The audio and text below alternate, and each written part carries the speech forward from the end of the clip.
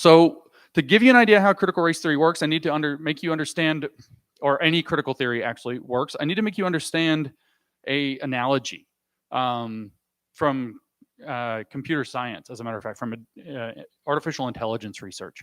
And this is the paperclip maximizer problem. I don't know if you've ever heard of this, but when you look at advanced AI research, there's this problem, like if you've seen The Matrix, you have a sense of this, that if you make super intelligent machines, they're going to be smarter than you.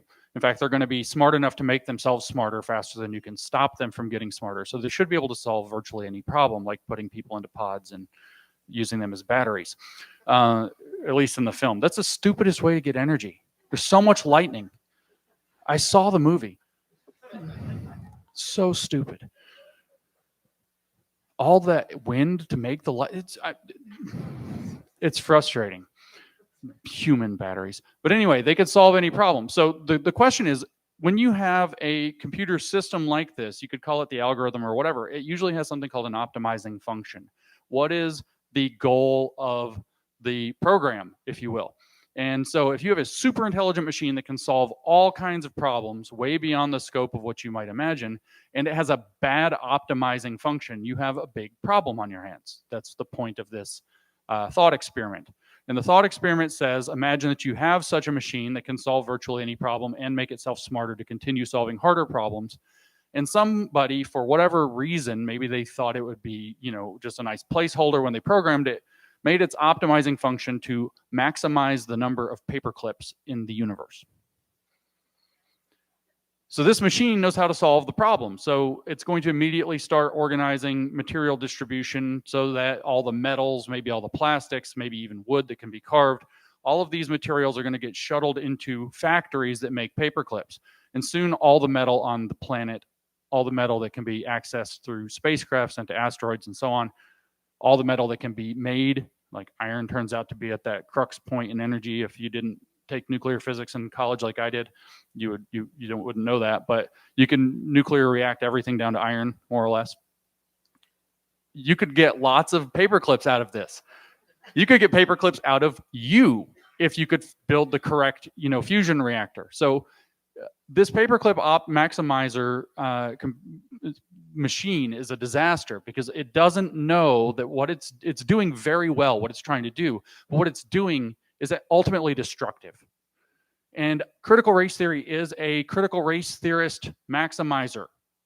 That's what critical race theory does. It makes critical race theorists. That's the only thing it does. It makes institutions that will make critical race theorists, and by doing so, it makes critical race theorists. They call this raising racial consciousness. Just like Marxism only does one thing. It raises class consciousness, which is an awareness of your oppression if you're in the working class and a desire to revolt against it in revolution to seize the means of production and establish a dictatorship. Critical race theorists are literally exactly the same. It's very important to understand that it is a paperclip maximizer or a critical race theorist maximizer because its monomaniacal nature has to be understood. All of its advances, all of its incursions, all of its logic lead in the same direction, and that direction is to make more critical race theorists. Why on earth would they just want to make more critical race theorists? Because like all utopian agendas, they don't know how to get to utopia. The Marxist conceit, if you don't know, is that if you just force people to be socialist long enough, and you get enough people to be socialist and in positions of power to enforce socialism on the people who don't want it, then it will become spontaneous. I refer to this as the communism spontaneity thesis. And when it becomes spontaneous, you don't need the dictatorial state anymore. So it will dissolve, and you will have a magic classless, stateless society called communism. Marx saw this as the end of history. He didn't have the slightest idea, and the neo-Marxists don't have the slightest idea how to reach this. In fact, the neo-Marxists were so disillusioned with this, and with Marx for believing that it was something you could envision, that they had statements like Theodor Adorno saying it is not possible to cast an image of the utopia in the positive. It can only be done through the negative and in criticism. You had Herbert Marcuse saying that negative thinking must become positive so that it can unleash the utopia that is contained within the present society, even though nobody can describe what it looks like. Max Horkheimer, who named critical theory, said that he invented critical theory specifically because You cannot describe the good or ideal society in the terms of the existing society, because if you could, we would already have it.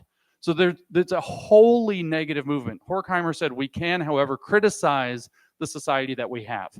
And so their belief is that if everybody becomes the right kind of cultural critic with an awakened consciousness that leads them to do this, and they get enough people in power, then they could enforce a managed either material economy called socialism or social and cultural economy called racial equity that will eventually become spontaneous and result in communism or racial justice.